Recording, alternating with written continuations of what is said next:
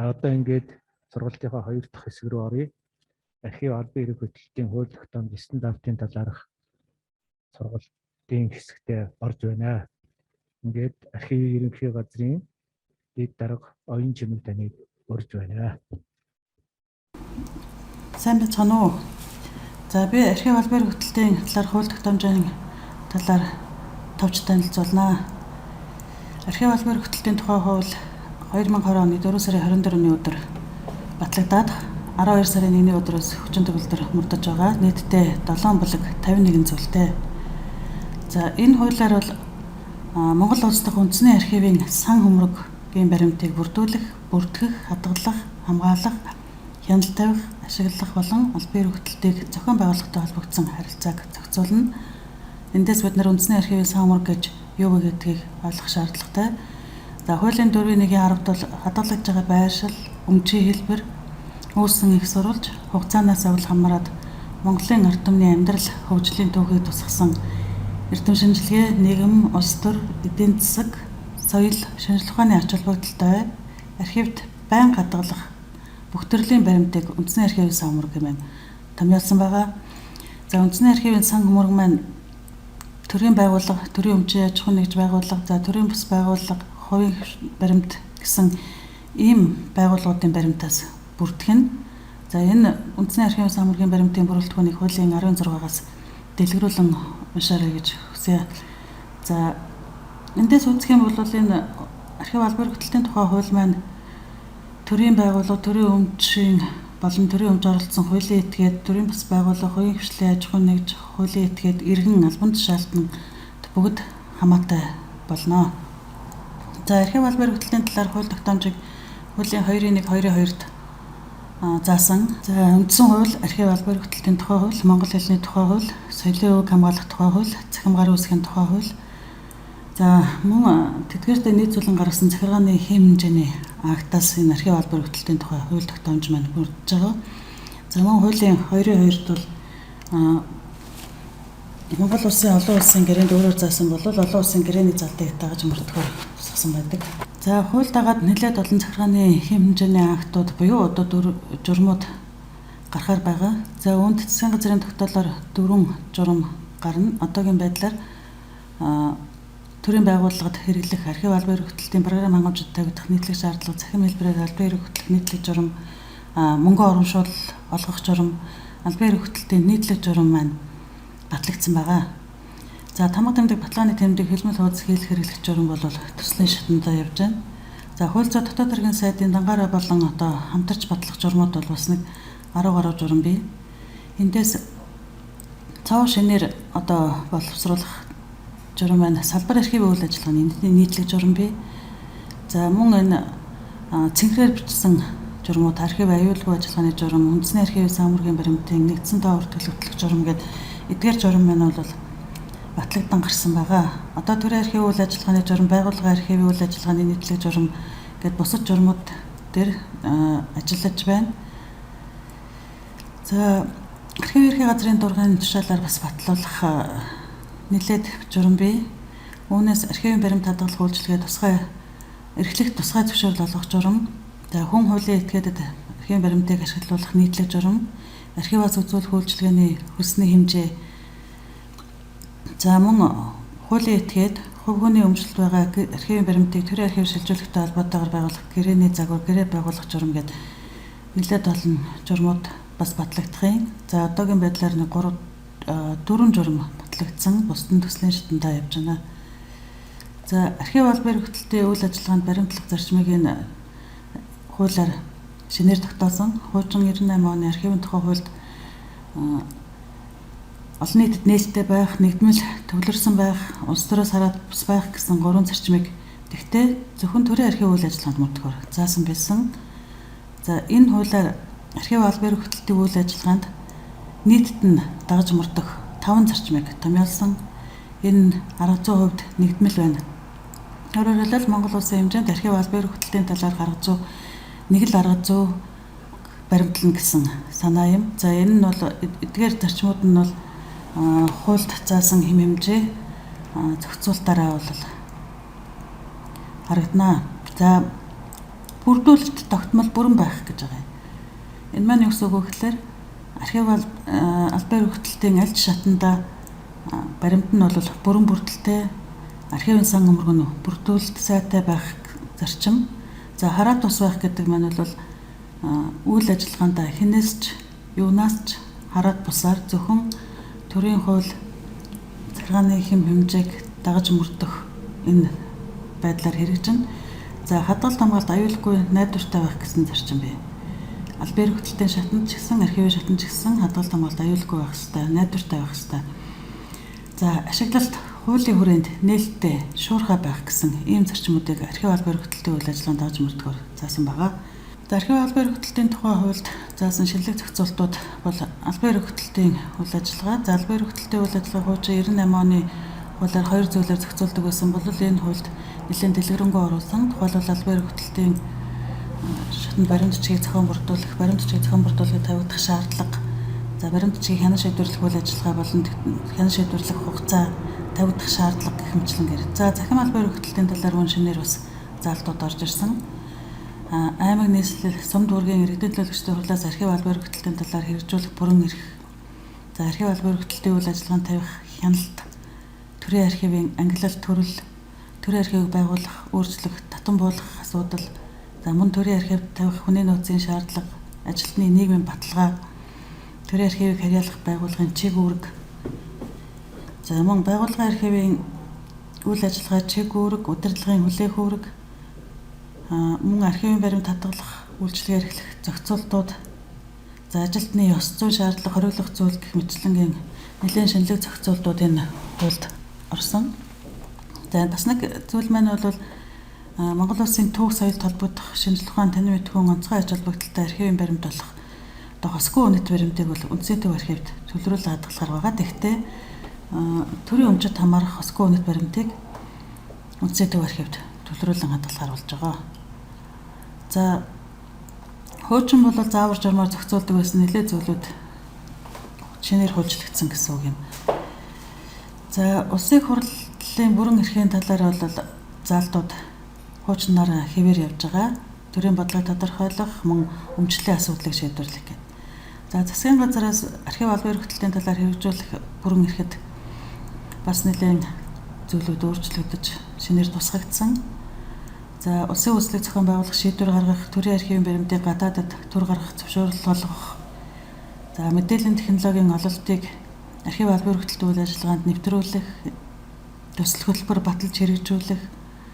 За тухайлбал тунаг төхөөрөмж, техник хэрэгслээр хангах, технологийн шинжилэл хийх, хүний нөөцийг бэхжүүлэх, ажилтны нийгмийн асуудлыг шийдвэрлэх, архивыг зориулалтын байраар хангах гэмтлэнгийн талаар бол төсөл хөтөлбөр баталж хэрэгжүүлэх бүрэн эрхийг засгийн газарт нэмж оруулсан байгаа.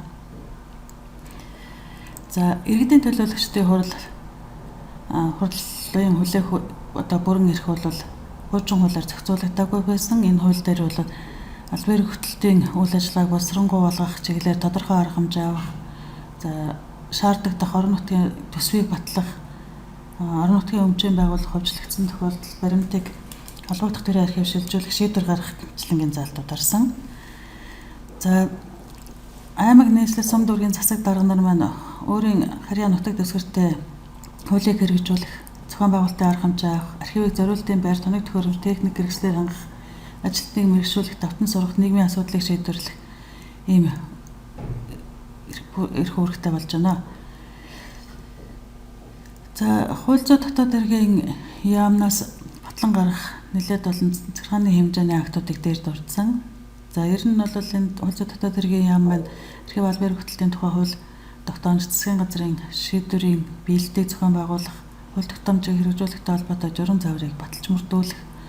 За мөн төрийн архив болон түүний салбар архивыг байгуулах, татан буулгах, нийлүүлэх, нэгтгэх, тусгаарлах, хуваах, өөрчлөх асуудлыг бол хууль зүйн сайд шийдвэрлэхээр хууль тусгагдсан. За архивын ерхий газарт бол нэлээд олон үүргүүд нэмэгдсэн. За үүнээс онцлоод энэ архив албаар хөгтөлтийн сургалтын хөтөлбөрийн агуулгыг хянах, дүгнэлт гаргах, зөвлөгөө өгөх энэ үүргийг танилцуулъя. Өөрөөр хэлбэл Монгол Улсын хэмжээнд архив албаар хөгтөлтийн чиглэлээр сургалт явуулдаг мэргэжлийн боловсролын байгууллага, ихтэй сургуулиуд өөрийн сургалтын хөтөлбөрөөр архивын ерхий газарт танилцуулж агуулгыг хянуулаад дүгнэлт гаргуулад мөн шаардлагатай бол зөвлөгөө авах юм зохицуулт байгаа. За хуулиар бол архивын баримтыг хадгалах үйлчилгээг тусгай зөвшөөрөл бүхий аж ахуйн нэгжүүд эрхлэхээр шинээр зохицуулт орж ирсэн. За энэ хуулиар бас нэг анхаарах ёстой зүйл маань үндэсний архивын сан хөмөргийн баримтын хамаарлыг тогтоох асуудал байгаа юм. За үндэсний архивын сан хөмөргийн бүрэлдэхүүнд ямар баримтыг сонгох вэ? Өөрөөр хэлбэл ямар байгууллаганд хаашаа баримтаа шилжүүлэх вэ гэдгийг архивын ерхий газраас шийдвэрлэнэ гэсэн. За архивын ерхий газрын дэргэд бол сургууль судалгааны төв байхаар бас хуульд зохицуулт орж ирсэн. Сургууль судалгааны төв нь бол архив албан хөгтөлтийн чиглэлээр ажилтнуудыг давтан сургах, мэргэшүүлэх, эрдэм шинжилгээ судалгааны ажил эрхлэх, ном гарын авлага бэлтгэх, үзэсгэлэн гаргах, хурал зөвлөгөөн, сургууль зохион байгуулах гэх мэтлэнгийн чиг үүргүүдтэй. За дараагийн нэг шинэ зохицуулт бол төрийн архивд тавих хүний нөөцийн шаардлагыг хуульчилж өгсөн. За төрийн архивууд нь бол мэргэжилтэн, эрдэм шинжилгээний ажилтан, зааварлагч арга зүйч, архивч, сан хөмрөгч, мэдээллийн технологийн ажилтан, сэлбэн засагч, баримт хариуцлагч, улсын байцаагч гээд зайлшгүй байх оронтойтой байх ёстой. За үүнээс гадна энэ оронтойг нэмэх үү, хасах уу гэдгийг архивын ажлын байрны жишг нормативыг үндэслээд тогтоохоор хуульд зааж өгсөн байж байгаа. За төрийн байгууллага бол оронтооны бичиг хэргийн ажилтнтай, мөн оронтооны байгууллагын архив хариуцсан ажилтнтай байхаар хуульчлагдсан. Тэгэхээр байгууллага бол бичиг хэргийн нэг ажилтнтай, архивын нэг ажилтнтай байх нь. За мөн хуулийн 22-т заасан тэр оронтооны жишг нормативыг үндэслээд байгууллагын архивын оронтойг нэмэх боломжтой болж байна гэсэн. За хуулиар бол төрийн архивын ажилтнуудын нийгмийн баталгааг хангах зорилгоор энэ төрийн архивт архивч, архив судлаач, сан хөмрөгч, сэлбэн засагч, архивын баримтын хадгалтын технологич, ариутгачаар ажиллаж байгаа төрийн албан хаагчид 10 жил тутамд 1 жилийн үндсэн цалинтай тэмцэх хэмжээний мөнгөөр уншуул олгохоор шинэ зохицуулт орсон.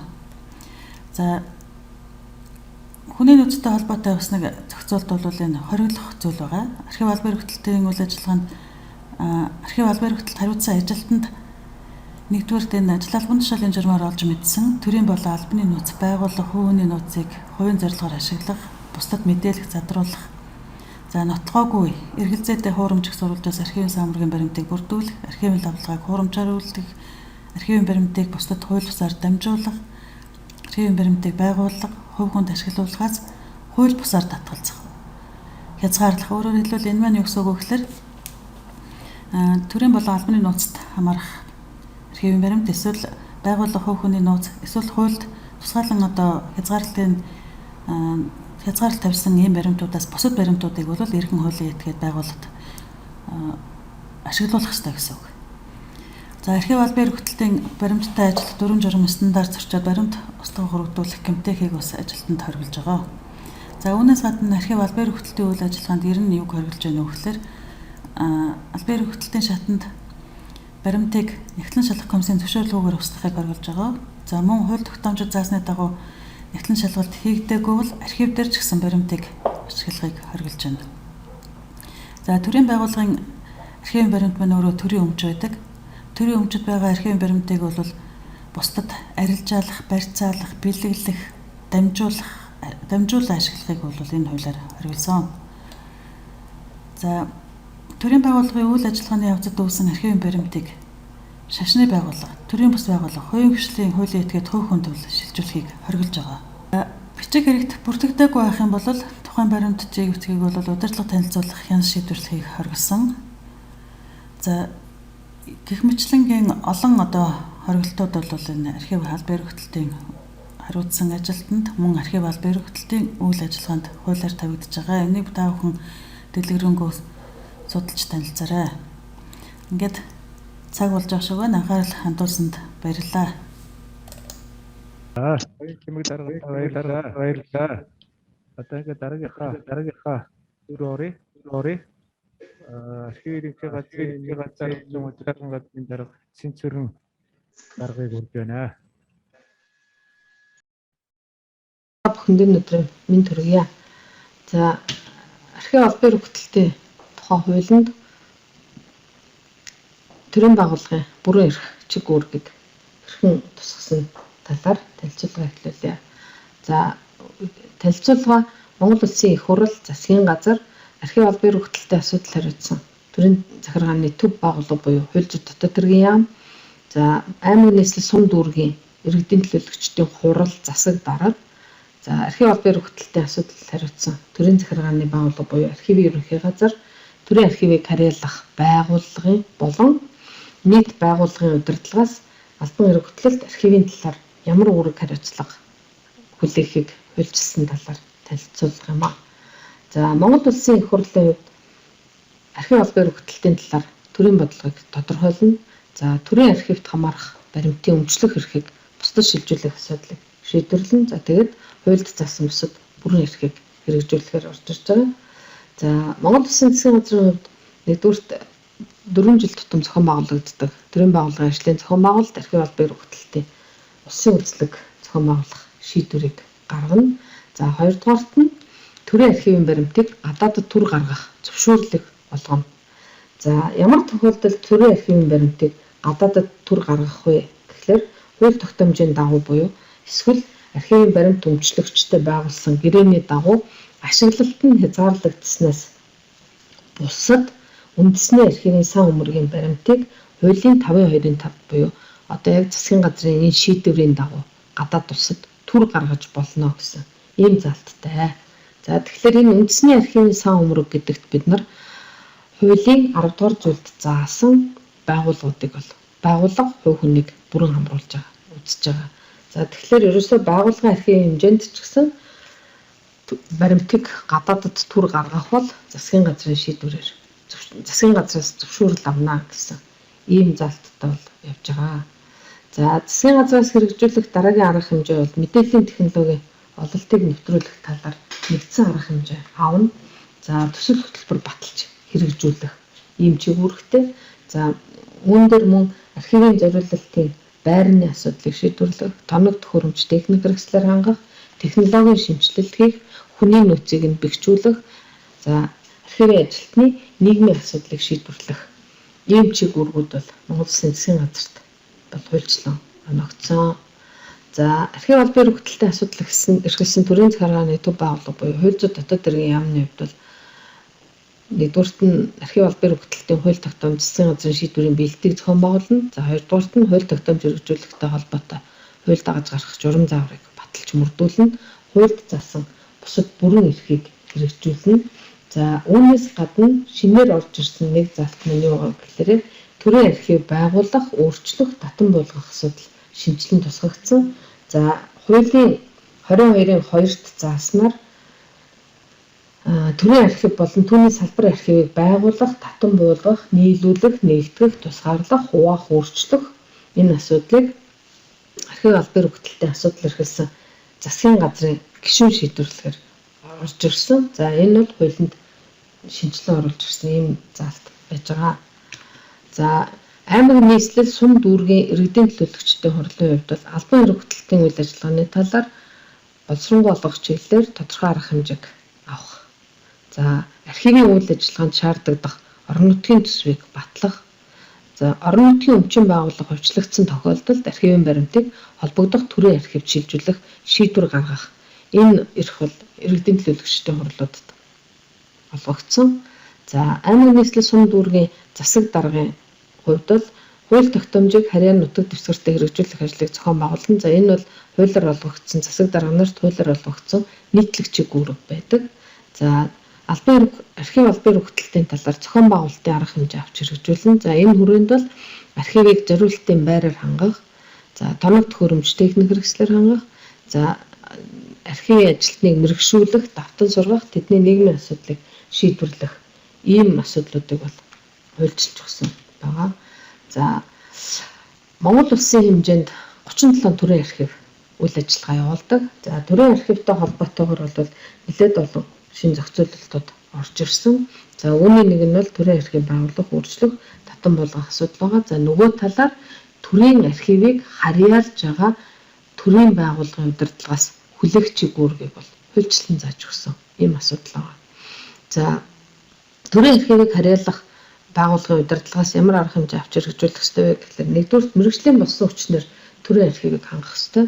За төрийн эрхийн орон тооны асуудлыг хуулинд бол тодорхой тусгаж өгсөн байж байгаа. Үндсэндээ хуулийн 20 дугаар зүйлд бол төрийн эрхийг ялангуяа аймаг нийслэлийн эрхийг болон бусад яам агентлагийн дэргэд байгаа төв төрөлцөө төрийн эрхүүдийг орон тооны хүний нөөцийн шаардлагыг нь тогтоож өгсөн байж байгаа. За тэгэхээр энэ асуудлыг энэ мэргэжлийн болсон хүчнэр хангах асуудал бол тухайн байгууллагын удирдлагын үүрэг болж орж ирж байгаа. За ажилтнуудын мэдлэг боловсролыг дээшлүүлэх, сургах, давтан сургах, мэргэжүүлэх асуудал мөн удирдлагын үүрэгт орж ирж байгаа. За төрийн архивыг тоног төхөөрөмж, техник хэрэгслээр хангах, програм хангамжаар хангах, за мэдээллийн аюулгүй байдлыг хангах, за энэ мэдээж баримтыг цахим хэлбэрт шилжүүлэх, цахимжуулах асуудалтай холбогдлолтой гарч ирж байгаа ийм үүрэг байгаа. За баримтын хадгалах нөхцөлийг бүрдүүлэх. Өөрөөр хэлэх юм бол өрөө тасалгаанд тавигдах шаардлагыг хангах, за хадгаламжийн сан бусад хэрэгслээр хангах энэ үүрэг бол орж ирж байгаа. За зайлшгүй хяналт тавих нэг үйл ажиллагаа нь юу вэ гэхээр архивын баримтын их хувьд аливаа засвар өөрчлөлт оруулахгүй байхад хяналт тавих. Энэ чиг үүрэг төрийн архивыг харьяалах байгууллагын удирдлагын үүрэг болж ингэж хуульчилсан. За архивын газрын чиг үүргийн тухайд бол сая өмнөх хичээлдэр яригдсан учраас энийг ингээд алгасаад явъя. За бидний нэлээд дэлгэрэнгүй ойлголт өгөх байдлаар ярих зүйл маань юу вэ гэхээр байгууллагын удирдлагаас албан хэрэг хөтөлбөрийн болоод байгууллагын архивын талаар ямар чиг үүрэг хэрэгжүүлэх ёстой вэ гэдгийг илүү ярих ёстой юм зүйл байгаа. За байгууллагын удирдлагын зүгээс албан хэрэг хөтөлбөрийн үйл ажиллагааг нэгдүгээр зохион байгуулах ёстой. Зохион байгуулалтыг удирдлагаар хангана гэсэн үг. За хоёрдугаарт албан хэрэг хөтөлбөрийн үйл ажиллагаанд цахим тогтолцоо нэвтрүүлэх ёстой. За хуулиар зааж өгсөн нэг заалт юу вэ гэхээр байгууллага бүр орон тооны бичиг хэргийн ажилтнтай байна гэдгийг хуульчлан зааж өгсөн. За ингэснээр тухайн ажилтныг сургах, мэргэжүүлэх энэ бол байгууллагын удирдлагын үүрэг болж орж ирж байгаа. За дараагийн нэг бид нарын голлож үзэж байгаа нэг гол зүйл маань юу вэ гэхээр баримт жижигний босруулалтанд байгууллагын удирдлагын зүгээс хяналт тавих энэ асуудлыг бол хуульчилсан. Өмнө нь бол бид нар албан хэрэг хөтөлбөрийн үйл ажиллагааг албан хэрэг хөтөлбөрийн үндсэн заавраар зохицуулж исэн бол одоо бол зайлшгүй хуульчлах шаардлагатай гэж үзсэн учраас заавраар зохицуулж исэн харилцаанууд бол хуульд тусгагдсан. За үүний нэг нь бол юу гэхээр удирдлага баримт жижигтэй ажиллах ажиллагаанд ямар байдлаар хяналтаа тавих ёстой вэ гэдгийг хуульчилж оруулж өгсөн. За нэгдүгээр танай байгууллагын үйл ажиллагааны явцад гарч байгаа баримт жижигүүд заавар журам стандартын дагуу зохион бүрдүүлж байгаа, хөтөлж байгаа, хэрэг бүрдүүлж байгаа байдал дээр хяналтаа тавих ёстой. За хоёрдугаарт нь албан хэрэг хөтөлбөрийн шатанд гарч байгаа баримтыг хадгалах, ашиглах үйл ажиллагааг нэгдсэн удирдлагаар хангаад хэрэгжилтэнд нь хяналтаа тавиад явах ёстой. Ийм үүргийг бол байгууллагын удирдлага бол хүлээж байгаа. За тэгэхээр баримт жижигтэй ажиллах ажиллагаан дээр бол байгууллагын удирдлагын зүгээс мэдэх ёстой гол зүйл маань юу вэ гэхээр нэгдүгээрт монгол хэлний тухай хууль байгаа. За хоёрдугаарт нь баримт жижигний стандарт байж байгаа. За архив албан хэрэг хөтөлбөрийн тухай хууль түүнийг дагаж гарсан засгийн газрын тогтоолоор батлагдсан албан хэрэг хөтөлбөрийн нийтлэг журмыг бүрдүүлэх энэ ажиллагааны талаар бол хэрэгжилтэнд нь хяналтаа тавих ёстой. Ийм үүргүүд бол хуульчлагдсан. За шинээр оруулж өгсөн бас нэг заалт юу байгаа вэ гэхээр зохион байгуулалтын нэгжийн удирдлагуудын чиг үүргийг албан хэрэг хөтөлбөрийн талаар хүлээх чиг үүргийг оруулж өгсөн. За энэ дээр нэгжийн удирдлага албан хэрэг хөтөлбөрийн талаар хууль тогтоомж стандартыг өөрийнхөө нэгжийн хэмжээнд хэрэгжүүлэх ажлыг зохион байгуулах ёстой. Нэгжээс гарч байгаа баримт жижигний цаасан болон цахим аливаа баримт жижигний албан ёсны хүчинтэй байдал, үнэн зөв байх, бүрэн бүрдэлтэй ашиглах боломжтой байхад хяналтаа тавих ёстой. Тэгэхээр ерөөсөө яг хуулинд заагаад өгчихсөн байгаа баримт жижиг зохион бүрдүүлэх болон баримтжуулах, хүчинтэй байдлыг нь хангах, за баримт жижигээр тавигдсан хугацаанд нь шийдвэрлэлтийн явцад хяналтаа тавих энэ чиг үүрэг бол тухайн нэгжид хамааралтай асуудлаар бол нэгжийн удирдлага, байгууллагын хэмжээнд бол байгууллагын удирдлага хяналтаа тавих ийм байдлаар бол хуульчлагдаж орж ирсэн. За шинээр оруулж ирсэн бас нэг залт маань юу гэхээр байгууллагын архивын талаар удирдлагын хүлээх үүрэг байгаа. Энээс өмнө бид нар бол 98 оны хуулинд байгууллагын архивын талаар 2 залт орж ирсэн мэдэг. За тэрийг дагаж гарсан байгууллагын архивын ажлын үндсэн зааварт удирдлагын чиг үүргийг бол нэг залтаар тусгаж өгсөн байна. Тэр нь юу байсан бэ гэхээр байгууллагын удирдлага бол мэргэжлийн болсон хүчин, тоног төхөөрөмж, өрөө тасалгаа техник хэрэгсэл болон ном гарын авалгаар ханганаал гэсэн ийм чиг үүрэг байснаас наривчлан тусгасан ийм залтууд байгаагүй. За тийм учраас шинэ хуулиндаа байгууллагын удирдлага архивын талаар ямар чиг үүрэг хүлээх вэ гэдгийг тусгайлан тусгаж өгсөн залт байна. Өмнөх хуулинд тусгаагүй учраас гарч ирсэн асуудал маань юу байгаа гэхээр баримтын бүрдэл бүрэн хангагддаггүй. За тэрийгээ дагаад байгууллагын архиваас төрийн архивд орж ирж байгаа баримт бүрэн бүрдэлтэй орж ирж чаддаггүй. Бүрдүүлэх ажиллагаа маань төдийлөн хангалттай сайн хийгдэж чаддаггүй байсантай холбоотой. Нэм учраас зайлшгүй ажиллах шаардлагатай гэж үзье. За хоёрдугаар байгууллагын удирдлага ямар чиг үүрэг хүлээж байгаа вэ гэхээр архив хариуцсан ажилтныг томилох, чөлөөлөх, мэрэгшүүлэх, давтан сургах, сургалтанд хамруулах хэрэгтэй. Энэ дээр яагаад энийг ингэж тусгайлан оруулж ирвэ гэхээр хуулинд заасан бас нэг залт бол байгууллагын архив орон тооны ажилтнтай байхыг хуульчилсан. За одоо бол яг өнөөдрийн нөхцөлд бол байгууллагууд дээр ялангуяа архивын ажлыг ямар нэгэн тийм чиг үүрэг ойролцоо болон эсвэл огт хамааралгүй чиг үүрэгтэй ийм ажилтнуудад хавсран гүйцэтгэлдэг учраас нөгөө байгууллагын архивын ажил маань бол хууль болон хууль тогтоомж болон эрх зүйн актын хүрээнд бол хийгдэж чаддгүй. Эндээсээ бид нар яадаг вэ гэхээр төрийн архив төлөж авч байгаа баримтын бүрдэл хангагдаж чадахгүй байх, баримтууд дутуу явах. За ажилтнууд бас албан ёрийн гүтгэлт архивын талаар бол ойлголтгүй болох энэ асуудлууд бол давтагдаж гарч ирдэг. Тийм учраас байгууллагын архивыг нэгдүгürt орон тооны ажилтнтай байлгах. За орон тоогоо хэрхэн тогтоох вэ гэхээр хуулийн 23-т заасан байгаа жишг нормативыг үндэслээд тогтоохоор ингэж бол хуульчилж өгсөн. За хоёрдугаарт нь жил бүрийн байгууллага дээр батлагдж байгаа жил бүрийн сургалтын хөтөлбөрт архив албан ёрийн хөтөлбөрийн талаар ажилтнуудыг хамруулах энэ асуудлыг бол хуульчилсан. Тэгэхээр энэ бол ганцхан архивын ажилтан гэхээсээ илүү нийт байгууллагын хэмжээнд үйл ажиллагаа явуулж байгаа ажилтнуудад мөн нэг адил хамаатай ийм хууль болж гарч ирсэн. За хоёрдугаар байгууллагын удирдлага архивын баримттай холбоотойгоор архивын баримтыг цахим хэлбэр шилжүүлэх, зориулалтын байр, өрөө тасалгаа, тавир шүүгэнд холбогдох журам стандартын дагуу хадгалах, нөхцөл бүрдүүлэх ийм үүргийг бол хуульчилсан. За дараагийнх нь бол архивын баримтыг зохих журмын дагуу устгах. За эсвэл байнга хадгалах баримтыг харьяалах төрийн архивд шилжүүлэх. За энэ тохиолдолд гарах зардлыг бүрэн хариуцахаар ингэж оруулж ирсэн. Одоо байгууллагууд дээр за журмын дагуу устгах гэдэг нь юу гэхээр танай байгууллагаас гарч байгаа баримтуудыг шууд устгахгүйгээр энд заавал төрийн архиваар хянуулсан байх. Энэ асуудал орж ирж байгаа. За байнгын хадгалалтад хугацаанд нь шилжүүлэх асуудлыг мөн удирдлагын зүгт бас үүрэг болгож оноож байгаа. За одоо яг өнөөдөр байгууллагууд дээр гарч байгаа нэг түүнэл алдаа юу гэхээр хуулийн 27 дугаар зүйлд заасан хугацаагаар өөрийнхөө байгууллага дээр хадгалчаад төрийн архивд шилжүүлэх энэ ажил маань бол хугацаагаа мөрддөггүй ийм асуудал гарч ирж байгаа учраас энийг бол зориуд хуульчилж оруулж ирсэн. За дараагийнх нь бол архив шаардлагатай тоног төхөөрөмж, техник хэрэгсэл, програм хангамж шийдвэрлэх, за тэдгээрийн мэдээллийн аюулгүй байдлыг нь хангах, цахим мэдээлэлээс үүсгэх нөхцөл болцоог бүрдүүлэхийг үүрэг болгосон. За хяналтын хувьд бол байгууллагын удирдлагын зүгээс архивын баримтын их хувьд засвар өөрчлөлт оруулахгүй байхад хяналтад тавих. За дээрэс нь хадгалт хамгаалтын байдал хяналтад тавих.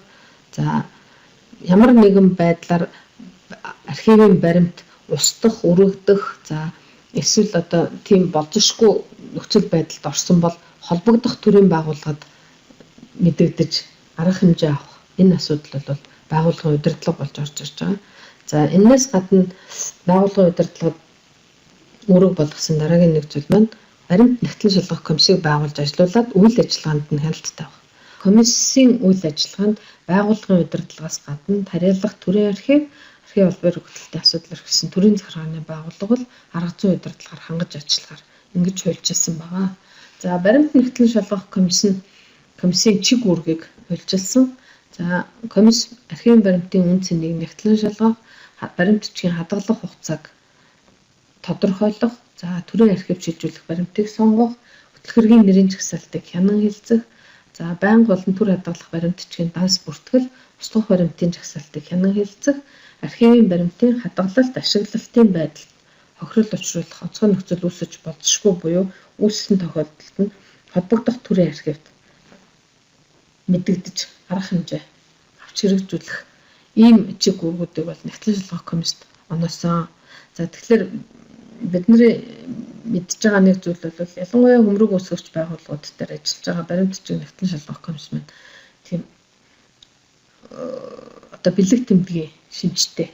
Өөрөөр хэлэх юм бол ямар нэгэн үйл ажиллагаанд оролцдоггүй, үндсэндээ хийгдэж байгаа ажлууд нь бол хөтлөх хэргийн нэрийн жагсаалт хянан хэлцдэг, данс бүртгэл хэлцдэг.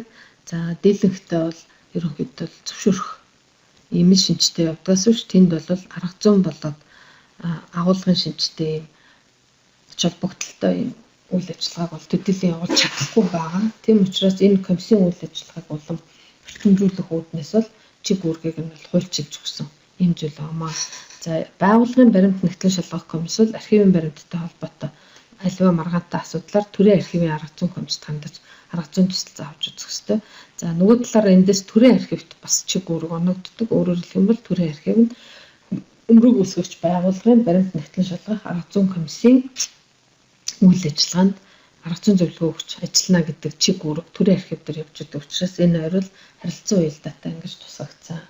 За ерөнхийдөө бол байгууллагын архивын талаар архив албаар өгөгдлтийн тухай хуулинд тусгагдсан зохицуулсан харилцаанууд бол ийм байдлаар бол томьёологдож гарч ирж байгаа.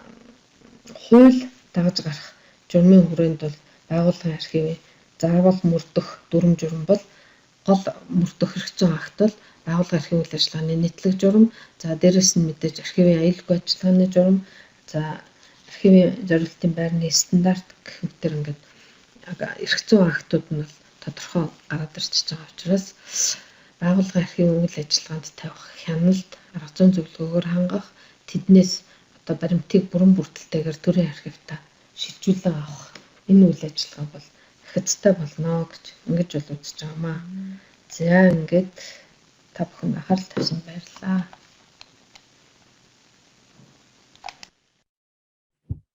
Энд сүрэн дараатай баярлалаа. Сургалтанд оролцож байгаа хүмүүс маань энэ чатаар бас асуултууд ирж байна. Энэ архив ард баярыг хөтөлбөрийн үйл ажиллагаатай холбоотой тавьж байгаа асуултуудыг бид нэр архивын ерөнхий газар руу уламжилнаа. Тэндээс та бүхэнд хариу өгнө гэж бодож байна. За ингээд дараагийнхаа хичээл рүү оръё. Одоо архивын ерөнхий газрын мэдээллийн технологийн газрын дарга Төмөрбаатар дарга та бүхэнд мэдээлэлийнэ.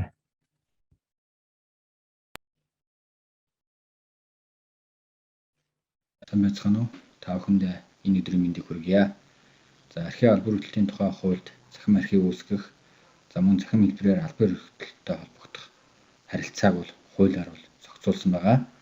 За захим архив үүсгэх, мөн захим хэлбэрээр албар хөтөлбөртэй холбогдох эрх зүйн зохицуултуудын хувьд бол за 1-р архив албар хөтөлбөрийн тухай хууль, 2-р захим гар үсгийн тухай хууль, 3-р Монгол Улсын засгийн газрын 2017 оны 111-р тогтоолоор батлагдсан захим хэлбэрээр албан хэрэг хөтлөх нийтлэг журам, 4-р Монгол Улсын засгийн газрын 2020 оны 42-р тогтоолоор батлагдсан төрийн байгууллагуудад хэрэглэх архив албан хөтөлбөрийн програм хангуулж тавигдах нийтлэг шаардлага гэсэн эдгээр эрх зүйн баримтчгүүдийн хүрээнд бол өнөөдрийн сургалтын танилцуулга бол бэлтгэлээ. За архив албан хөтөлбөрийн тухай хуульд төрийн байгууллагын бүрэн эрх чиг үүргийг бол хуульчилж өгсөн. За 1-р засгийн газрын бүрэн эрхэд мэдээллийн технологийн ололтыг нэвтрүүлэх талаар нэгдсэн арга хэмжээ авч хэрэгжүүлэх, 2-р архив албан хөтөлбөрийн үйл ажиллагаанд мэдээллийн технологи нэвтрүүлэхэд шаардлагатай тоног төхөөрөмж, техник хэрэгслээр хангах, мөн технологийн шинжилгээ хийх асуудал бол хуульд тусгагдсан. За мөн төрийн байгууллагын үйл ажиллагаанд баримтчгийн захим тогтолцоог нэвтрүүлэх, архив албан хөтөлбөрийн програм хангамж тавих нийтлэг шаардлагыг үндэслэж нэгдсэн арга хэмжээ авч санхүүжүүлэх асуудал бол хуулийн 5-р зүйлээр бол засгийн газрын бүрэн эрхт бол тусгагдсан байгаа. 2-т архив ерөнхий газрын үндсэн чиг үүрэгт за нэгдүгээрт нь захим хэлбэрээр архив албан хөрөлтийн захим мэдээллийн сан бүрдүүлэх, хадгалах, ашиглах, аюулгүй байдлыг хангахад хяналт тавих. За хоёрдугаарт архивын баримтын захим мэдээллийн санг төлбөртэй олон төлбөргүй хадгалах үйлчлэгээ үзүүлэх асуудал хуулийн 6 дугаар зүйлээр бол зохицуулсан байгаа. За 3 дугаарт нь төрийн архивын үндсэн чиг үүрэгт архивын баримтын тоо бүртгэл, мэдээллийн сан бүрдүүлэх. 2 дугаарт архивын хөмөргийн баримтыг захим хэлбэрт шилжүүлэх. 3 дугаарт архивын ашиглалтын үйл ажиллагаанд захим үйлчлэгээ нэвтрүүлэх асуудал хуулийн 17 дугаар зүйлээр бол зохицуулсан. Дөрөвт нь байгууллагын архивын үндсэн чиг үүрэгт архивын баримтыг захим хэлбэрт шилжүүлж захим мэдээллийн сан бүрдүүлэх асуудал бол хуулийн 23 дугаар зүйлээр бол тус зохицуулсан байна. За архив албан хөрөлтийн тухай хуульд байгууллагын удирдлагын хүлээх үүргийг бол шинээр зохицуулж өгсөн. За хуулийн 35 дугаар зүйлд байгууллагын удирдлага нь албан хөрөлтийн захим тогтолцоо нэвтрүүлэх үүрэг хүлээж байгаа. За мөн байгууллагын архивын талаар байгууллагын удирдлагын хүлээх үүргийг мөн хуулийн 24 дугаар зүйлээр бол зохицуулсан.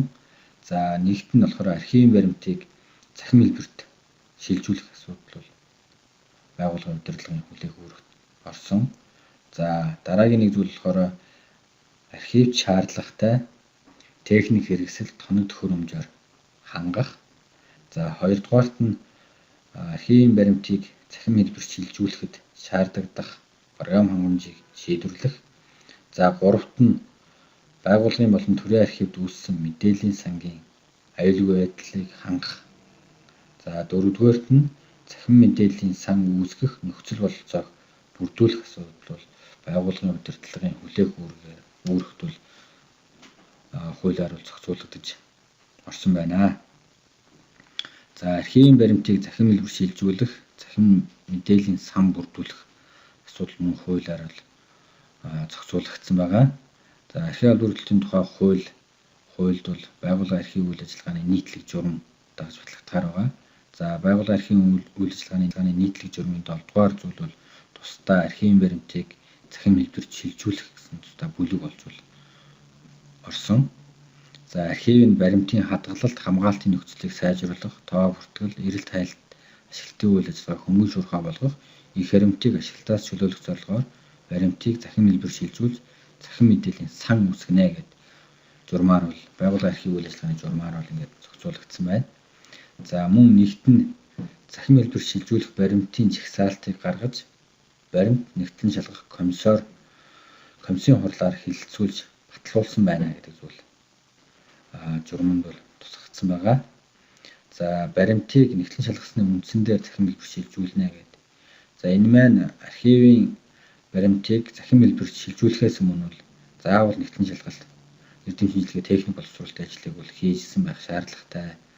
За хийгээгүйс болоод мэдээллийн санд орсон мэдээлэл маань ахаад өөрчлөгдөх, ахиж захимжуулах, агуулгын тодорхойлон шивэх, за хуулбар хувь хадгалалт ашиглалтын үүсгэх асуудал бол ахиж гардаг учраас захимжуулахаасаа өмнө эдгээр ажлууд бол хийсэн байх шаардлагатай. За мөн үүссэн захин баримтыг тодорхой хугацааны давтамжтайгаар бол сервер болон бусад мэдээлэл тээгчдээр бол хадгалах шаардлагатай байгаа. За энэ ажилбарууд маань байгууллагын архивын үйл ажиллагааны нийтлэг журмын төсөлд бол гээд бүлэг болоод бол тусгагдаа явсан байна. За төрийн архивын үйл ажиллагааны нийтлэг журмаар бол архивын хосгон үнэт, нэн үнэт, эрэлт ихтэй байнга ашиглагдах баримтыг бол захим хэлбэрт шилжүүлэхээр бол журманд бол тусдаа бүлэг болоод бол тусгагдаа явж байгаа. За мөн төрийн байгууллага үйл ажиллагааны явц төвсөн удирдлагын баримтаар төрийн архивын саамрагт бүрдүүлэлт хийх тогтолцоонд шилжүүлэх асуудал мөн журманд тусгагдсан.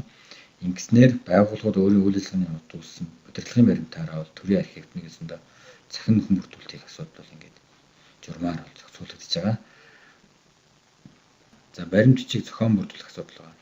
За байгууллагын эрх хэмжээний хүрээнд захирамжлын болон зохион байгуулалт мэдээлэл авалгааны баримт бичгийг цаасан болон захим хэлбэрээр үйлдэнэ гэдэг хуулиар бол заагдсан байгаа.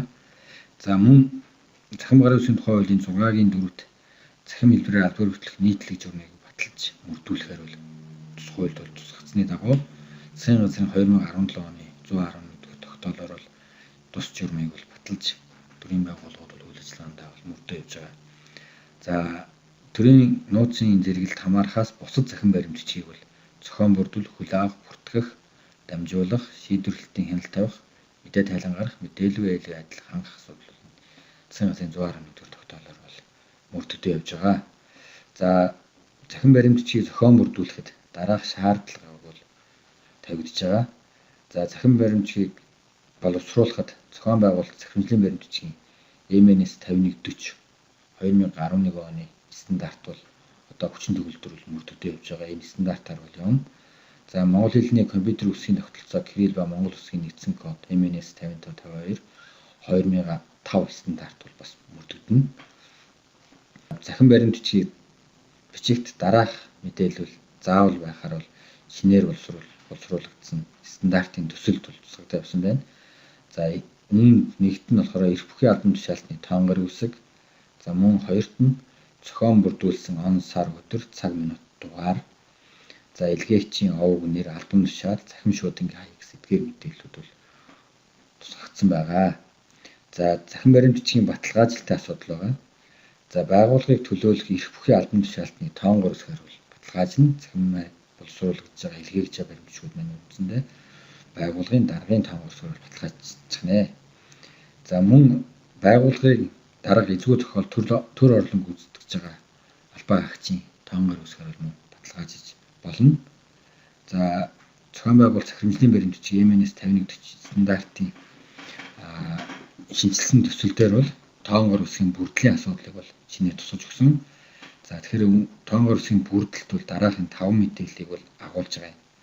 За нэг тоон гариг үсгийн гэрчлэгээ эзэмшигчийн эцэгхийн нэр, өөрийн нэр, байгууллага, албан тушаалын нэр, огноо гэсэн энэ мэдээллүүд маань тоон гариг үсгийн бүрдэлд орж ирсэн байгаа. За захин баримтчийн хүлээн авах бүртгэх асуудал. За энэ бол хуулиар бол ингээд зохицуулагдаж явж байгаа.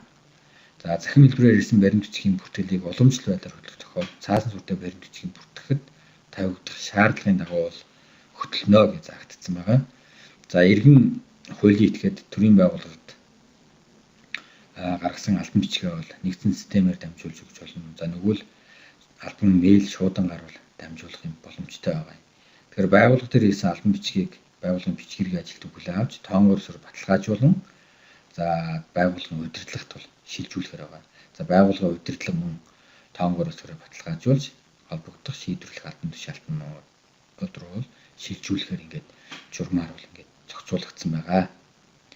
За баримтчгийн ангилан төрөлжүүлэх хэрэг бүрдүүлэх хадгалах асуудал. Монгол Улсын засгийн газрын 2020 оны 42 дугаар тогтоолын 8 дугаар зүйлд бол энэ харилцааг бол зохицуулсан. За нэгдүгээрт нь захин баримтчиг хөтлөх хэргийн нэрийн жагсаалтын дагуу файл хавц үүсгэнэ.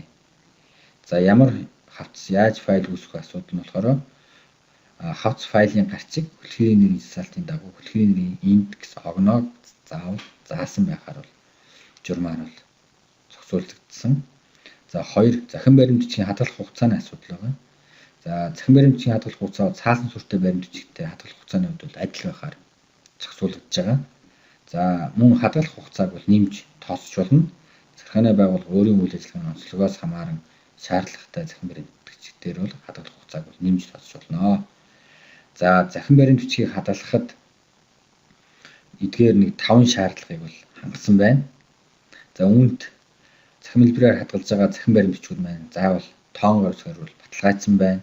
За үүсгэгч болон хүлээн авагчийн талаар мэдээллийг агуулсан байна. За хүлээн авсан хугацаа, захин баримтчийн хэлбэр зэрэг заавал ба шаардлагатай мэдээллийг бол агуулсан байх ёстой. За хэрхэн хадгалах вэ асуудал байгаа. За захин баримтчийг бол тусгай тээгч зөөрийн хард диск, оптик диск гэх мэт тэр хуулбарлан хадгалж болно. За нэгдсэн сервер болон storage тэр бол мөн бас захин баримтчийг бол хадгалж болно. За захин баримтыг төрийн архивд шилжүүлэх асуудал байгаа. За байнга хадгалах захин баримтыг бол цаасан хувийн хамт бол холбогдох төрийн архивд бол шилжүүлнэ. За төрийн архивд нөхөн бүрдүүлэлтийн хуулийн хугацаанд бол цаасан баримтаа шилжүүлэхдээ мөн захин хувийн давхар төрийн архивд шилжүүлэх байгаа. За дараагийн нэг асуудал болохоор архив албан хөргөлтийн програм хангамж тавигдах нийтлэг шаардлага гэдэг. Мөн засгийн газрын 20 оны 42 дугаар тогтоолоор бол энэ програм хангамжийн шаардлагыг баталсан байгаа. За тэгэхээр архив албан хүртэлтийн програм хангамжийн үндсэн шаардлага бол нийтлэг бол 23 шалгуур үзүүлэлтээр бол тухайн програм хангамж маань архив албан хүртэлтийн үйл ажиллагаа нийцэж яах үүдийг 23 шалгууруудаар тооцож үзэж байгаа. За албан хүртэлтийн системийн хувьд бол 45 ийм шалгуур үзүүлэлттэй энийг бол хангасан байх шаардлагатай. За архивын системийн хувьд бол 28 ийм шалгуур үзүүлэлтийг хангаж явах хэрэгтэй байгаа. За ерөнхий програм хангамжийн шаардлагын хувьд бол нэгдүгээрт нь систем нь өөрөө веб интерфейстэй байх хэрэгтэй. Ойлгомжтой ийм байхаар бол дизайныг зохион байгуулах шаардлагатай байгаа. За хоёрт нэгдсэн програм хангамжтай холбогдсон ажиллах боломжтой байх асуудал байгаа. За энэ нэгдсэн програм хангамж гэж юу вэ гэхээр төрийн мэдээлэл системийн хур систем гэдэг улсын хэмжээнд хэрэгжүүлж байгаа мэдээлэл системийн систем байна. За танилт нэвтрэлтийн систем гэдэг байгаа. За мөн 3 дугаарт нь төрийн албаны хүний нөөцийн системээс хэрэглэгчийн бүтгэл авдаг байх. За мөн шаардлагатай үед хэрэглэгчээ нэмэх боломжтой байхаар ингээд програмчлалын хөгжүүлэлтийг бол хийх хэрэгтэй байгаа. За дараагийн нэг зүйл бол мэдээллийн аюулгүй байдлын үед бол ISO 27001 стандартын шаардлагыг хангасан байх хэрэгтэй. Тус систем байна өөрөө. За мэдээллийн сандах өгөгдлийг шифрлэж, энкриптлэж хадгалах хэрэгтэй. За мэдээллийн сангийн нөөцлөлийг хугацааны давтамжтайгаар автоматар болон гараар хийх боломжтой байх хэрэгтэй. Бэкапын гэсэн үг үндсэндээ бол. За захин баримт бичиг солилцооны нэгдсэн системийн интерфейсийг бол харилцаа холбоо мэдээллийн технологийн газар архив ерхий газараас бол хамтраад ингээд ерхий интерфейсийг бол гаргасан байгаа албан хүртэлтийн системийн. За үндсэндээ энэ нэгдсэн систем рүү холбогдохын тулд үндэсний дата төвдөргүй нийтийн түлхүүрийн дэд бүтцээр бол холбогдно. За хувийн аж ахуйн нэгжүүд болон бусад төрийн байгууллагууд за иргэн тус систем мэдээлэл албан хүртэлтийн системээр яаж холбогдох вэ гэхээр өөрийн системээрээ IP сервис гаргаад сервис дамжуулах байдлаар холбогдно. За иргэн бол үндэсний цахим шуудан болон за албаны цахим шуудангаар бол тус систем рүү хүсэлтээ гаргах юм боломжтой байгаа.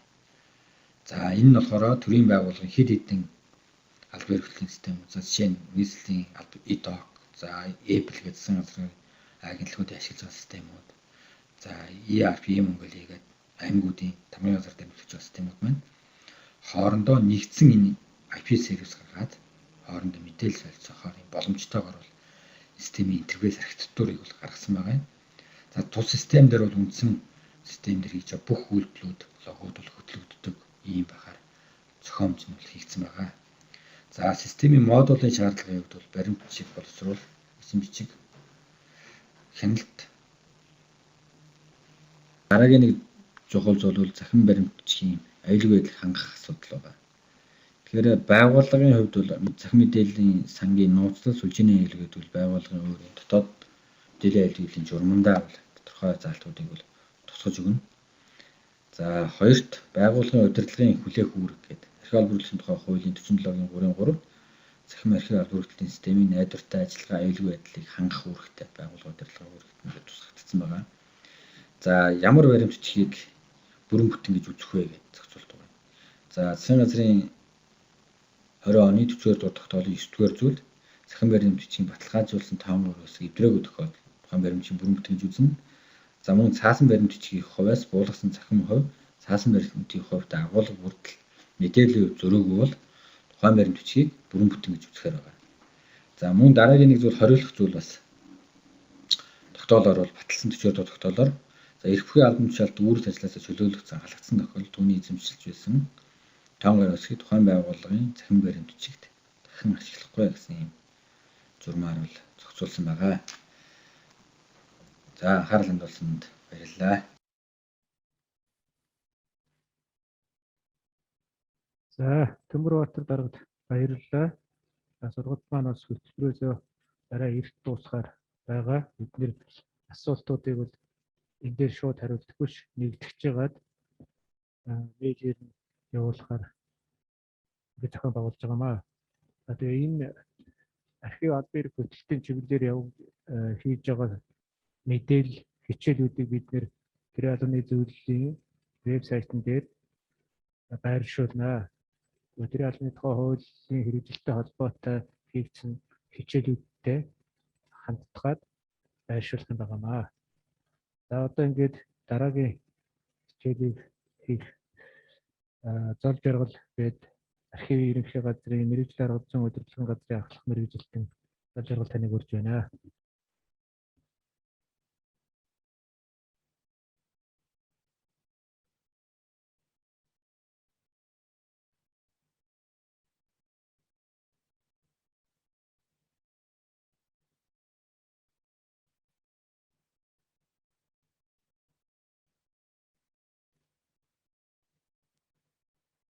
За та бүхэнд өдрийн мэнд хүргэе. За баримтчийг зохион бүрдүүлэх, баримтчтай ажиллах ажлын зохион байгуулалтын талаар хуулийн 37-оос 46 дугаар зүйлд бол зааж хуульчилж өгсөн байгаа. За байгууллага албан тушаалтан хуулиар хүлээсэн чиг үүргээ хэрэгжүүлэх энэ үйл явцыг баримтжуулж, баримтчийг зохион бүрдүүлэх, ангилан төрөлжүүлэх, баримтчийг хүлээн авах, бүртгэх, илгээх, хянан шийдвэрлэх, ашиглах, хадгалах, архив шилжүүлэх хүртэлх үйл ажиллагааг бол байгууллагын аль бие эрхлэлтийн үйл ажиллагаанд хамруулдаг. За энэ аль бие эрхлэлтийн үйл ажиллагаанд монгол хэлний тухай хууль, аль бие эрхлэлтийн нийтлэг журам, тамга тэмдэг, баталгааны тэмдэг, хэвлэл хуудас хийлгэх хэрэглэх журам, баримтчгийн стандарт, монгол хэлний зөв бичих дүрм, бусад холбогдох хууль тогтоомжийг бол мөрдөж ажиллана. За байгууллагын ажилтан аль бие эрхлэлтийн талаар хүлээх үүргийг хуулийн 35 дугаар зүйлд бол хуульчилж өгсөн байгаа. За нэгдүгürt байгууллагын үйл ажиллагаа бүрийг холбогдох журам стандартын дагуу баримтжуулна. За баримтчийг зохион бүрдүүлэхэд монгол хэлний зөв бичих дүрмийг мөрдөнө. За үүнд тухайлбал баримтчгийн үнэн зөв, аль бие усны хүчинтэй байдлыг хангах, найруулга зөв бичих дүрмийн алдаагүй боловсруулах, хянуулж батлуулах үүрэг бол хамаарна. За баримтчгийн эмх зэгц бүрэн бүтэн аюулгүй байдлыг хангана. За хөлсгэргийн нэрийн жагсаалтын дагуу баримтчийг төрөлжүүлэн ангилна. Баримтчийг хянан шийдвэрлэхэд холбогдох хууль журамд заасан хугацааг баримтлах. Энэ хуулийн 43-1, 43-2-д заасан баримтчийг шийдвэрлэх хугацаа болон холбогдох бусад хууль журамд заасан хугацаанд шийдвэрлэж тайлагна. За албан ажил үүрэгтэй холбогдсон баримтчийг мэдээллийн нууцлалыг хадгална. За баримтчийг байгууллагын архивт бүрэн бүртэлтэй шилжүүлэх гэсэн. За эдгээр үүргийг бол хуульчилж өгсөн байгаа. За байгууллагын үйл ажиллагааг баримтжуулахад бол дараах шаардлагыг хангана. За энэ талаар бол хуулийн 36 дугаар зүйлд зааж өгсөн байгаа. За нэгдүгürt удирдлагын шийдвэр ажил хэргийн явцыг тухай бүрдэнд баримтжуулна. Баримтчгийн аль бие усны хүчин төгөлдөр байдлыг хангах, стандартын дагуу баримтчгийн бүрдэл бүрэн байх. За баримтчийг мэдээллийн их сурвалж хуулийн хүчинтэй байх шаардлагад нийцүүлэн зохиож бүрдүүлэх гэдэг. За байгууллага үндсэн чиг үүргээсээ гадна дараах үйл ажиллагааг бол аль бие усаар баримтжуулна. За үүнд бол хүн амын эрүүл мэнд, хүрээлэн байгаа орчинд холбогдох нийтийн эрх ашгийг хүндсэн захиргааны аливаа шийдвэр, мэдээлэл, төрийн болон орон нутгийн төсвийн хөрөнгөөр хийх судалгаа шинжилгээ, төсөл хөтөлбөрийн үйл ажиллагаа, хяналт шалгалт, аудит, хяналт шинжилгээ үнэлгээ, гадаад харилцаа, хамтын ажиллагаа, татвар, санхүү, хүний нөөцтэй холбоотой. За энэ үйл ажиллагаатай холбоотой баримтчийг бол аль бие усаар баримтжуулна. За баримтчийг зохион бүрдүүлэх аль бие усны хүчинтэй байдлыг хангах талаар хуулийн 37, 38 дугаар зүйлд зааж өгсөн байгаа. За байгууллага эрх хэмжээнийхээ хүрээнд бол захирамжлалын, зохион байгуулалтын мэдээлэл авалгааны баримтчийг зохиож бүрдүүлнэ. За энэ зохиож бүрдүүлэхдээ бол баримтчгийн стандартын шаардлагыг мөрдөнө. Баримтчиг нь бол стандартаар тогтоосон бүрдлүүдээр баталгааждаг. Өөрөөр хэлэх юм бол стандартад баримтчгийн бүрдлүүд тавих шаардлагыг бол тодорхойлсон байгаа. Тэгэхээр энэ стандартад заагдсан тухайн баримтчиг ямар бүрдэлтэй байх ёстой вэ гэж заасан энэ бүрдлүүдээр бол тухайн баримтчиг бол баталгааждаг байгаа.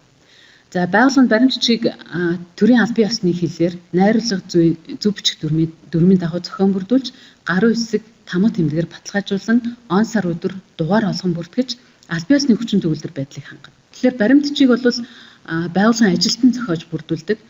Баримтчийг зохион бүрдүүлэх нь бол төсөл их норог зохиохоос эхэлдэг байна. За тэгэхээр баримтчийг зохиож бүрдүүлэхэд ажилтан тодорхой шаардлагыг хангасан байх ёстой. За нэгдүгээрт бол архив аль бие эрхлэлтийн тухай хууль тухайн баримтчигт дурддаж байгаа асуудалд холбогдох хуулийг судалсан байх ёстой.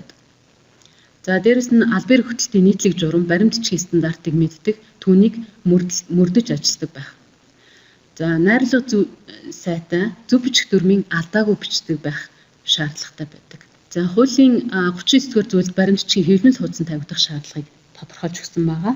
За баримтчийн стандартын шаардлагын дагуу хэвлэлийн аргаар бэлтгэсэн хэвлэмэл хуудсан дээр үлдэнэ. За тэгээд тамга тэмдэг, баталгааны тэмдэг хэвлэмэл хуудас хийлгэх хэрэглэх журмыг бол мөрдөж ажиллана. За хэвлэмэл хуудсанд байх бүрдэл тэдгэр тавигдах шаардлагыг бол баримтчийн стандартаар тогтооно. Баримтчийг хүлээн авах, бүртгэх, явуулах баримтчийг бүртгэх, илгээх талаар бол хуулийн 40-41-р зүйлд бол зааж хуульчилж өгсөн байгаа. За байгууллага баримтчийг цаасан болон цахим хэлбэрээр аль биесээр бичиг хэрэг төвлөрсөн байдлаар бүртгэнэ. За гартна гэсэн бичигт бол албан бичигт бол бүртгэлийн тэмдэг дараад гаднах хаягаар нь бүртгэн хаягдсан хүнд нь дугтуйг задлалгүйгээр шилжүүлнэ. За програм ашиглаж байгаа тохиолдолд баримтчийн тухай холбогдох бүх өгөгдлийг мэдээллийн санд оруулна. Баримтчийг байгууллагын ажилтнаас хүлээж авах, бүрдлийг шалгах, бүртгэх, илгээх ажлыг бол бичгэргийн ажилтан хариуцсан гүйцэтгэнэ. За мөн гарын үсийг зурж, тамга тэмдэг дарж, баталгаажсан альбан бичгийг хүлээн авч бүртгэнэ. Тэгэхээр энэ дээр нэг юм нэмэт хэлчихэд аль бие хөтөлтийн үйл ажиллагаа бол үйл ажиллагаанд хамаардаг үе шат бол үе шат дараалалтайгаар явагддаг байгаа. Энэ дарааллыг бол алдагдуулахгүй байх шаардлагатай байдаг.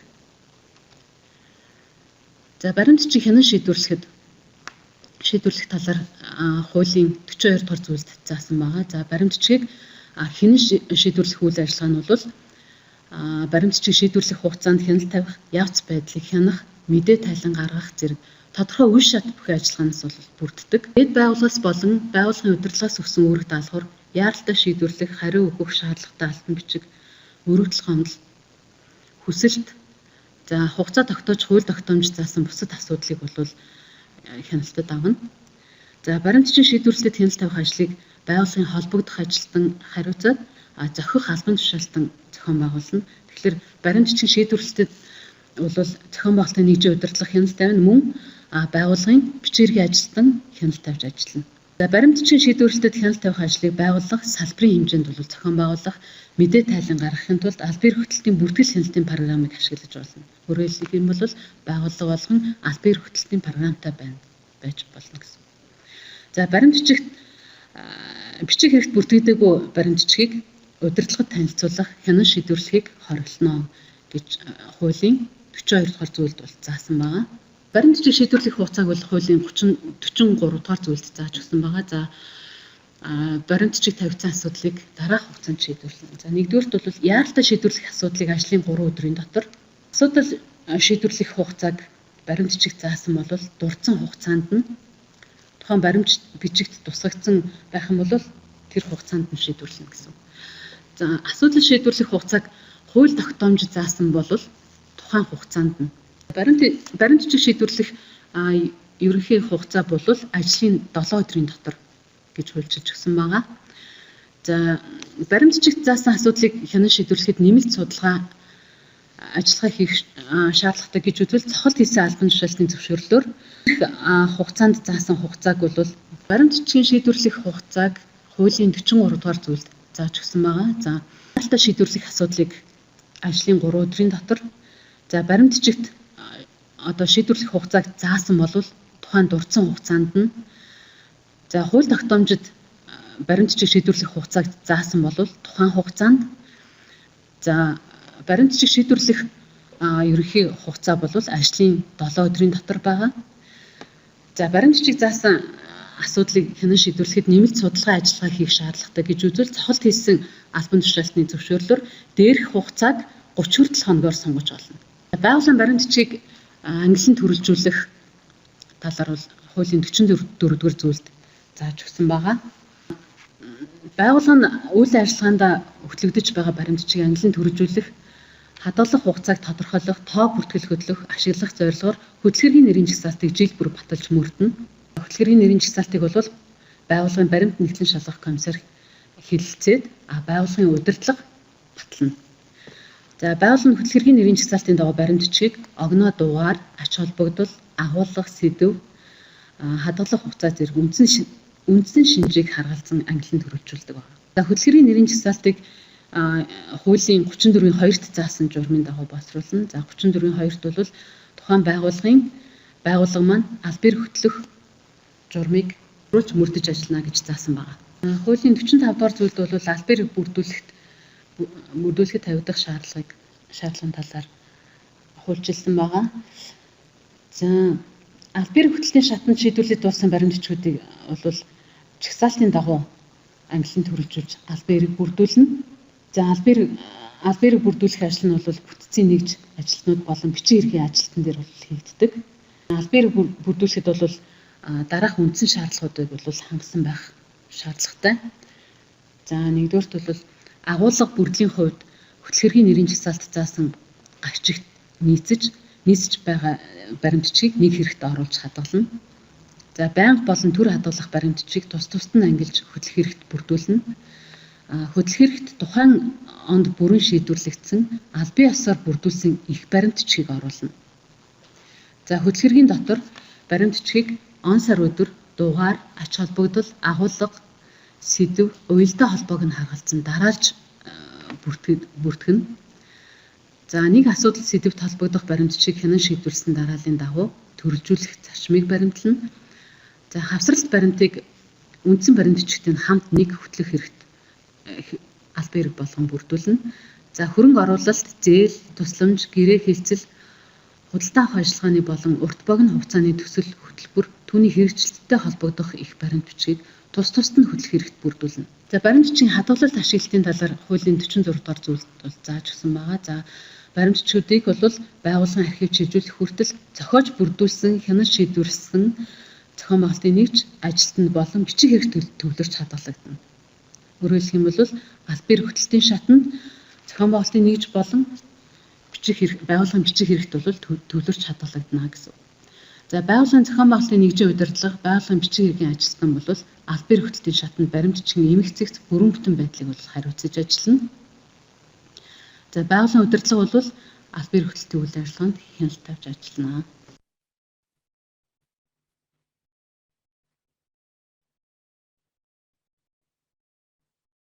За сар сургалтаа баярлалаа.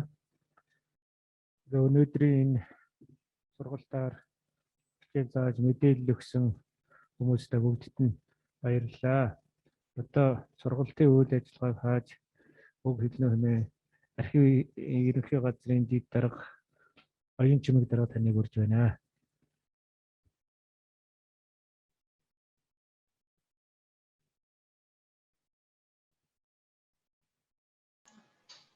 За сайн байна уу? Энэ сургалтанд хамрагдж байгаа одоогийн байдлаар бол 1000 гаруй хүмүүс байна. За үүний цаанаас их олон хүмүүс хамрагдаж хамт олноороо орж байгаа байх гэж бодож байгаа.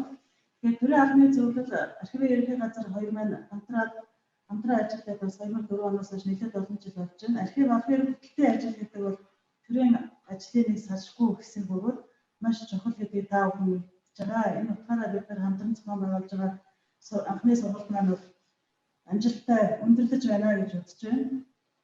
Энэ сургалтын одоо үр дүн бид юу гэж харж байгаа вэ гэхээр өнөөдөр энэ давчхан ярьсан энэ сургалтуудыг цааш нь төрийн албаны тухай хууль болоод архив албаны хөтлөлтийн тухай хуулийг хэрэгжүүлэх нэг мөр ойлгох. За мөн энэ хууль журмуудыг бас цааш нь байгууллагын хэмжээндээ, салбарын хэмжээндээ зөв хэрэглэхэд бол чухал ач холбогдолтой боллоо гэж миний хувьд үзэж байгаа. За нэлээд олон асуултууд бас гарч байгаа шиг байна. Ялангуяа архивын ажилтны орондоотой холбоотой, урамшуулалттай холбоотой. Тэгэхээр орондооны хувьд бол архив дээр одоо орондоотой байна гэж заасан. Нэгэн хуулийн заасан юмыг бид нар яаж хэрэгжүүлэх вэ гэдэг маань байгууллага өөрийнхөө төсөлтөд тусгаад ингэж явах хэрэгтэй. Тэгэхээр хууль маань хэрэгжиж эхлээд бас жилийн хугацаа болж байна. За дараагийн жилүүд дээр бас энэ хууль заасан оронтой, техник хэрэгсэл, тоног төхөөрөмж, програм хамгаалж гэдэг нэгээр хангалттай холбоотой зарлуудаа хуулийн дагуу аймгийнх нь бол иргэдийн төлөөлөгчтэй уулзаараа батлуулах хэрэгтэй гэдэг бид сая танилцуулсан байгаа тийм ээ. Тэгэхээр энэ дээр бас анхаарал үзье гэж бодож байгаа. За зарим асуултуудын тухайд бол Зөмбөрлөн дарга маань асуултуудыг нэгтгээд бас аваад дахиад хариулъя гэсэн байгаа. Тийм учраас бусад зүйлүүд дээр бол асуултыг араас нь тавих болно. Мөн Архив албан хөтөлбөрийн тухай хууль маань архив ерөнхий газрын сайт дээр байгаа. За мөн би даасан ийм линкээр бас орсон байгаа. Энэ дээр архив албан хөтөлбөрийн тухай хуулийн бүхэл зүйл заалтууд постэр хэлбэрээр орсон бас бичлэгүүд тавигдаад байна. Мөн хууль хэвлэгдээд бас тараагдж байгаа. Өнгөрсөн хугацаанд энэ хуулийг сурталчлах чиглэлээр хуулийн сургагч багш хэлтэх сургалтыг явуулсан. Энэ сургагч багш нар өөрсдөө харьяа байгууллага салбар орон нутгийнхаа хэмжээнд бас сургалтуудыг явуулаад эхэлсэн. Тэгэхээр энэ сургалт маань бас нэгээр дуусчихгүй байгаа гэж би бодож байгаа. Тэгэхээр энэ сургалтанд амжилттай хамрагдаж бидний одоо илтгэлийг сонсож бас асуулт хариулт гаргаж идэвхтэй оролцсон та бүхэндээ баярлалаа. Мөн энэ сургалтыг хамтран зохион байгуулсан төрийн албаны зөвлөлтөд бас талархлаа илэрхийлье. Мөн нийт итгэгч нартай баярснаа илэрхийлье. Сургалтын үйл ажиллагаа хаасныг хэлье. Баярлалаа та бүхэнд. Баярлалаа. Өнөөдрийн сургалтанд идэвхтэй оролцсон төрийн албан хаагчдаа талархал илэрхийлье. Тэгээд та бүхэн маань энэ ковид үед халдвар хамгааллын дэглэмээ чанд баримталж эрүүл байхыг хүсье. Баярлалаа та бүхэнд.